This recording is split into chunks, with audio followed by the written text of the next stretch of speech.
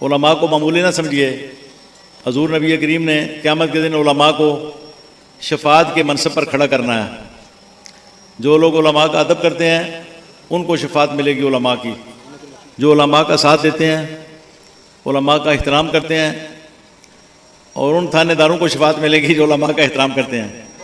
जो उलमा की बेअदबी करते हैं ना, वो दुत्कार दिए जाएंगे दूसरी तरफ, किसी और तरफ। ये ऐसा जो सब जान लें।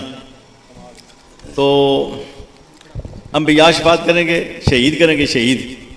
नंबर 3 उलमा करेंगे। नंबर 4 जो अजान पढ़ते हैं सवाब हासिल करने के लिए, जो सवाब हासिल करने के लिए अजान पढ़ते हैं, सवाब हासिल करने के लिए, बगैर किसी मुआवजा के, यानी अल्लाह से सवाब पाने के लिए मुअज्जिनीन, अजान पढ़ने वाले। और नंबर 5 अमालतुल कुरान, सीनों में कुरान उठाने वाले, कुरान पाक के हाफिज़, यानी ये हाफिज़ शफाअत करेंगे।